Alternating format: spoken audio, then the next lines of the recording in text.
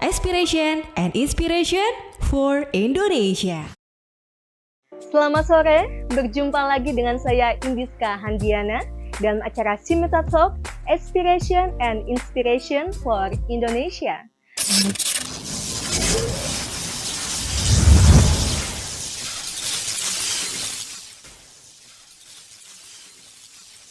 Tentunya dengan tema menarik, Simeta Talk merupakan program berbincang seputar budaya, sosial, pendidikan, ekonomi, di mana kita akan mengupas berbagai permasalahan dan juga hal yang inspiratif di masyarakat Indonesia. Dan juga kami mengucapkan terima kasih banyak kepada sponsorship, Main Potato dan Rumah Jagung yang telah mendukung acara ini. Sobat, hari ini saya tidak sendirian karena bersama narasumber yang sangat luar biasa. Beliau adalah seorang rektor Institut Agama Kristen Negeri Ambon. Kita sambut, inilah dia, Bapak Profesor Dr. Yance Rumahuru MA.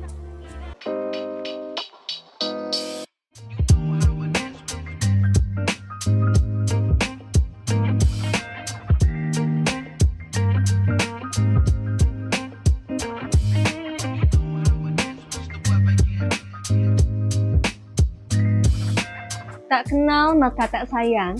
Mungkin sobat di sana juga ingin mengenal lebih dekat sosok Bapak Profesor Dr. Yance Rumahuru MA yang merupakan seorang rektor dari Institut Agama Kristen Negeri Ambon. Perkenalkan Bapak, terima kasih banyak atas perkenaannya telah hadir di podcast kami Bapak.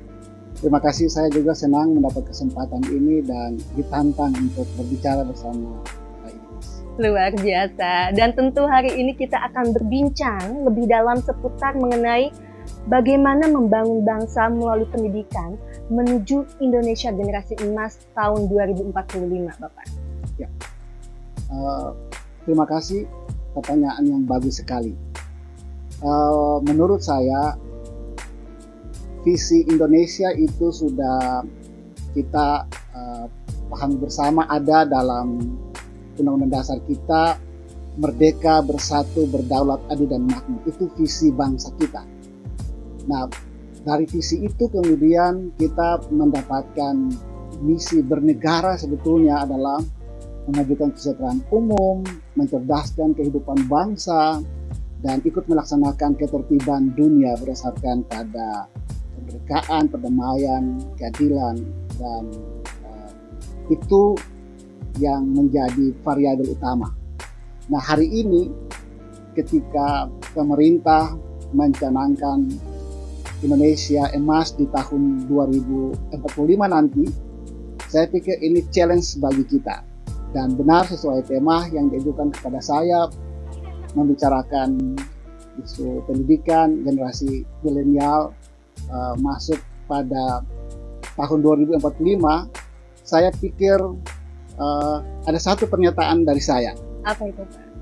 Kalau kita mau melihat tahun 2045, maka sebetulnya kita melihat capaian visi misi bangsa ini dan bagaimana mencerdaskan kehidupan bangsa itu terwujud adalah dengan memastikan pemerataan pendidikan dengan kualitas yang sama, dengan pembiayaan yang murah bagi seluruh generasi bangsa Indonesia. Iya, betul sekali, dan tentu itu menjadi konsentrasi bersama ya Pak ya untuk memajukan dan mencerdaskan bangsa.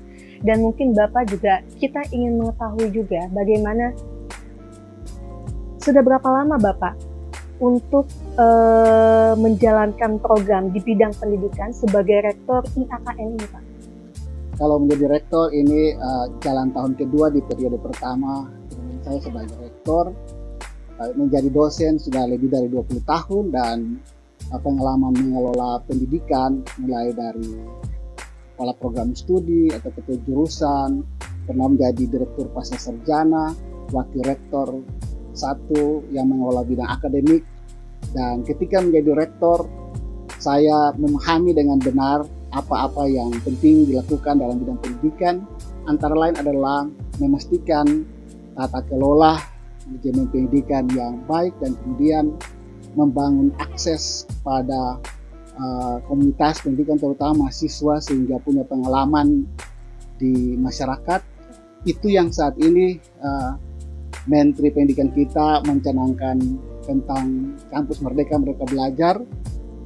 Jauh sebelum itu saya tahu beberapa perguruan tinggi di Indonesia seperti Universitas Gadjah Mada telah melakukan itu, dan kami sendiri juga telah melakukan itu dengan kesempatan magang kepada mahasiswa kami di samping PPL, PKL atau KKN. Dan itu yang kami lakukan sehingga mahasiswa punya pengalaman di masyarakat.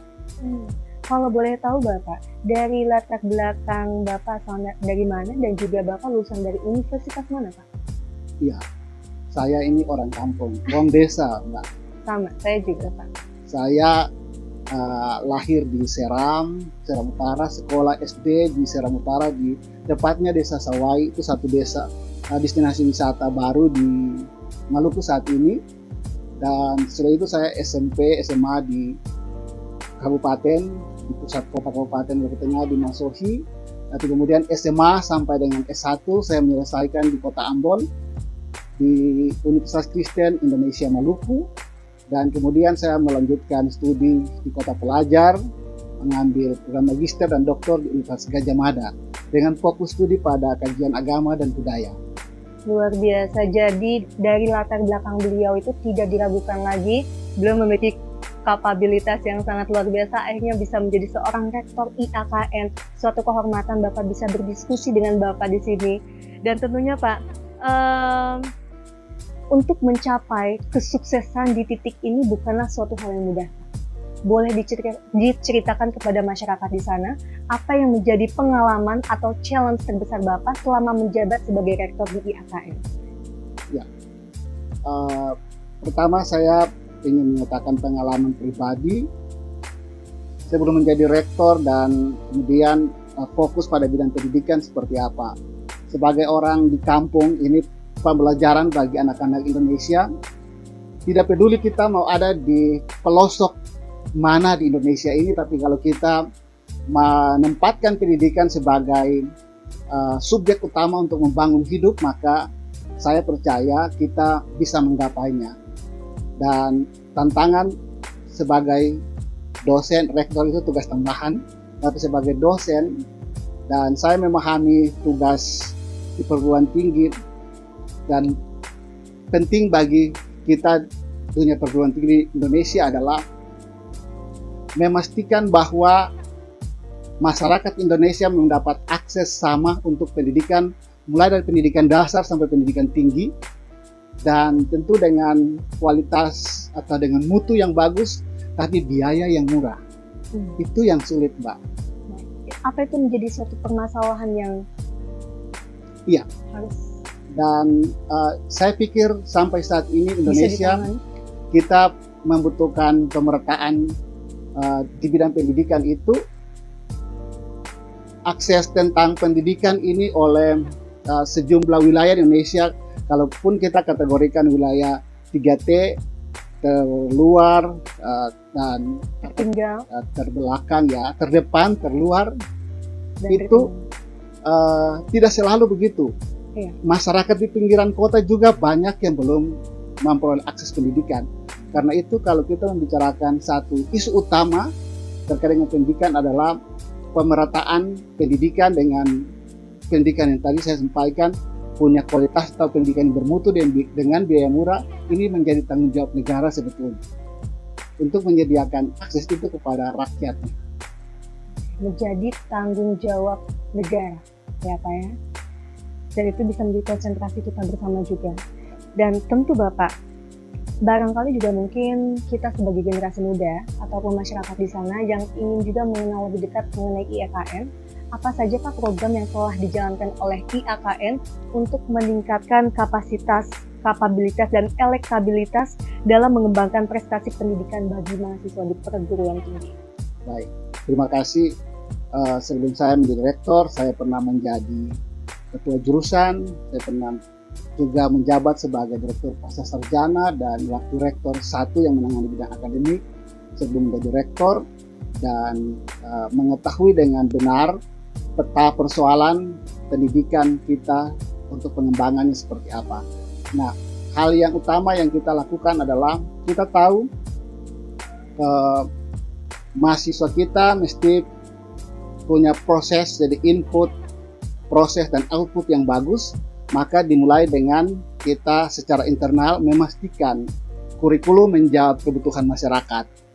Kita memastikan bahwa mahasiswa mesti punya pengalaman bekerja dengan masyarakat sebelum nanti mereka menjadi sarjana. Dan karena itu lalu kurikulum kita terus melakukan pembaruan kurikulum. Kita juga melakukan berbagai kegiatan dengan masyarakat dan memberikan kesempatan kepada mahasiswa untuk melakukan magang selain PPL, PKL, dan KKN yang dilakukan secara reguler itu.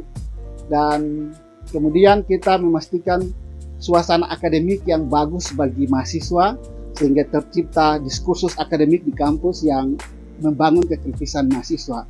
Jadi istilah kebebasan kampus, akademik itu memang penting dikondisikan. Nah, hal yang berikut, kami memastikan bahwa tata kelola kita itu baik dan sistem penjaminan mutu internal kita itu mendukung sehingga memungkinkan untuk saat kita diakreditasi oleh lembaga akreditasi sampai dengan tahun ini adalah Badan Akreditasi Nasional dan kemudian lembaga akreditasi mandiri untuk bidang pendidikan. Dan itu kami memastikan bahwa lulusan kami tidak boleh bermasalah dengan akreditasi kami. Saat ini akreditasi kami rata-rata B atau yang disamakan saat ini sangat baik. Dan satu program studi untuk program studi pendidikan agama Kristen itu unggul, dan itu program studi satu-satunya di Indonesia yang unggul, sehingga IAKN Ambon menjadi rujukan nasional, menjadi LPTK untuk pelaksanaan pendidikan profesi guru agama untuk guru-guru agama Kristen se-Indonesia.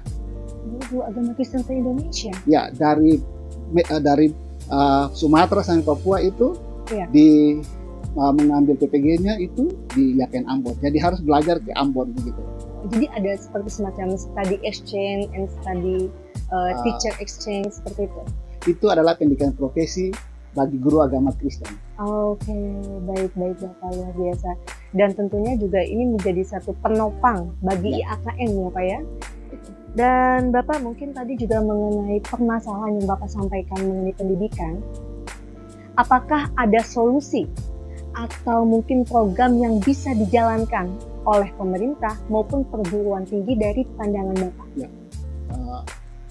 Dari sisi pemerintah, saya pikir terkait dengan membangun infrastruktur pendidikan di Indonesia, tentu dari waktu ke waktu semakin baik ya.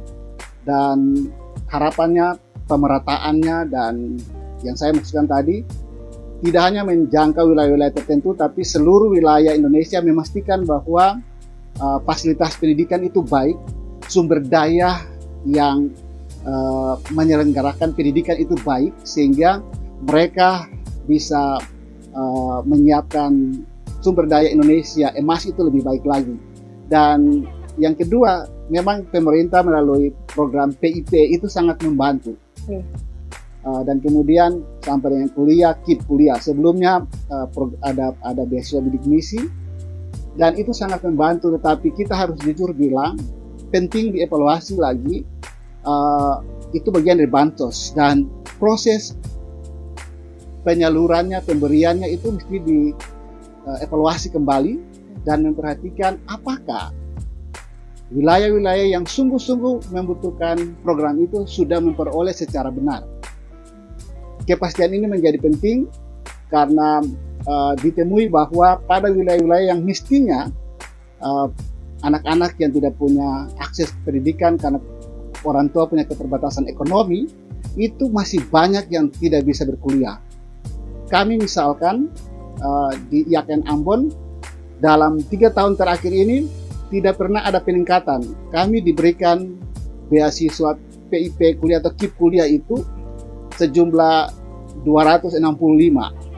Padahal penduduk Maluku itu pulau-pulau dan kemudian banyak yang tidak mampu. Kami juga harus mengakomodir dari Papua program yang sama.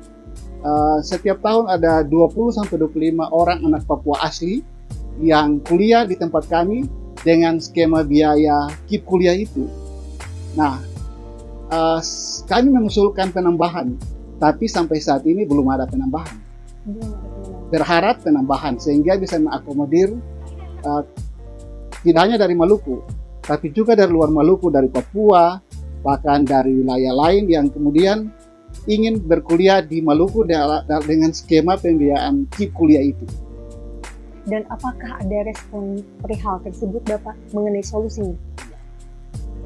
Mestinya kalau dievaluasi dengan baik, maka dalam quote and quote pemberian jatah per wilayah itu bisa dikoreksi lagi sesuai dengan kebutuhan masing-masing wilayah tadi, saya maksudkan.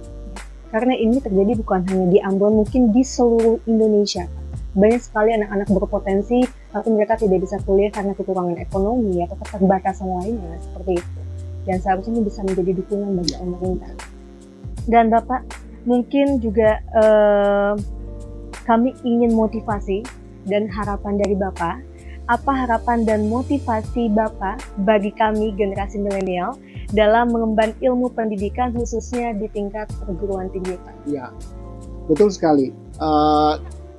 Generasi Indonesia unggul itu diasumsikan adalah generasi yang cerdas ya, dan punya inovasi, punya kreativitas, dan itu diperoleh dari dunia pendidikan. Tidak cukup sampai pada level sekolah menengah atas atau sekolah menengah kejuruan, tidak cukup. Minimal mesti sarjana. Mengapa? Sarjana atau diploma. Mengapa? Karena dengan begitu mereka betul-betul siap untuk berkompetisi dengan pasar kerja, dunia kerja.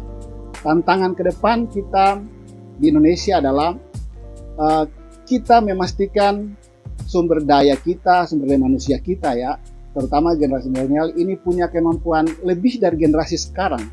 Kemampuan lebih apa? IT tentu menjadi hal yang sangat penting. Dan selain IT, maka kemampuan berbahasa asing dan skill-skill yang memang itu sangat diperlukan untuk dunia profesional.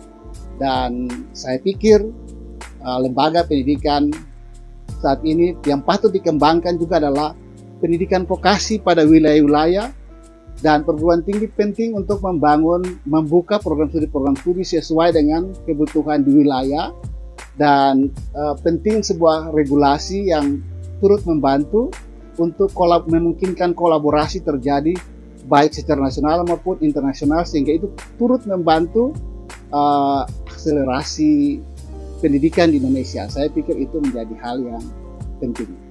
Berarti sekarang belum ada regulasinya? Sebetulnya ada, dan perguruan tinggi di Indonesia memiliki diwajibkan untuk bisa membangun kerjasama dengan perguruan tinggi di luar negeri. Tetapi untuk membangun kerjasama dengan pendidikan tinggi luar negeri dan bagaimana mengimplementasikannya, saya pikir tidak cukup dengan kebijakan atau inisiatif masing-masing perguruan tinggi. Karena kalau begitu, bagi perguruan tinggi yang sudah besar dan punya program studi yang kemudian sudah unggul, itu bagus dengan mudah. Tetapi kalau misalnya program studi yang belum unggul, universitas kecil atau perguruan tinggi kecil, itu belum tentu punya kesempatan untuk membangun kolaborasi, riset ataupun exchange program dengan perguruan tinggi yang baik di luar negeri, sehingga turut mengatrol perguruan tingginya naik. Apalagi tantangan yang diberikan saat ini adalah kalau perguruan tinggi di Indonesia program studinya bisa terakreditasi internasional, itu akan diakui setara dengan unggul di Indonesia, dan itu agak sulit kita capai. Luar biasa ya Bapak ya, dan tentu ini harus perlu kerja keras ya Pak ya. Betul. Dan kolaborasi. Penting kolaborasi. Itu satu knowledge baru juga bagi kami Bapak, seperti itu. Dan tentunya kita juga ingin mengetahui Pak, apa kriteria yang bahwa para baik pelajar maupun universitas berhasil dalam menjalankan bidang pendidikan guna menuju generasi emas 2045. Betul. Ini pertanyaan menarik dan menantang, karena memang sebuah perguruan tinggi dibilang bisa turut menyiapkan sumber daya Indonesia unggul, generasi emas itu adalah yang pertama memastikan bahwa tata kelola perguruan tinggi itu harus baik dan sehat. Dan yang kedua, memastikan bahwa seluruh proses pembelajaran atau tridharma itu, pendidikan, pengajaran, penelitian, pengabdian masyarakat itu berjalan baik dan mahasiswa mesti terlibat. Nah, Menteri Pendidikan dan Kebudayaan, Ristek Dikti dan Kebudayaan baru menyampaikan peraturan baru tentang bagaimana mahasiswa level sarjana, pasca sarjana, magister atau doktor harus lulus dengan karya atau tanpa harus skripsi. Saya kira ini hal yang menarik, tapi ini masih penting didiskusikan serius karena tidak semua program studi itu ya wajib untuk menulis skripsi. Cukup dengan punya karya. Katakanlah di tempat kami itu ada program studi musik.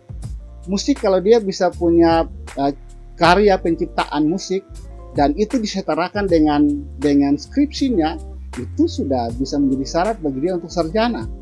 Dan saya kira ini pikiran yang maju dan kita dunia pendidikan Indonesia akan menuju pada sebuah model pengakuan terhadap karya dosen dan mahasiswa, tapi ini masih memerlukan waktu dan penataan yang sangat serius. Saya setuju Pak dengan ide itu karena banyak sekali mahasiswa yang mungkin cukup stres ya Pak ya dalam belajar, tapi dengan praktisi seperti itu mungkin bisa meningkatkan potensi mereka dan skill mereka tentunya. Seperti itu. Oke, Bapak jangan kemana-mana Sobat, karena setelah ini kita akan lanjut kembali dengan perbincangan yang lebih seru hanya di Sinmeta Talk. Aspiration and inspiration for Indonesia.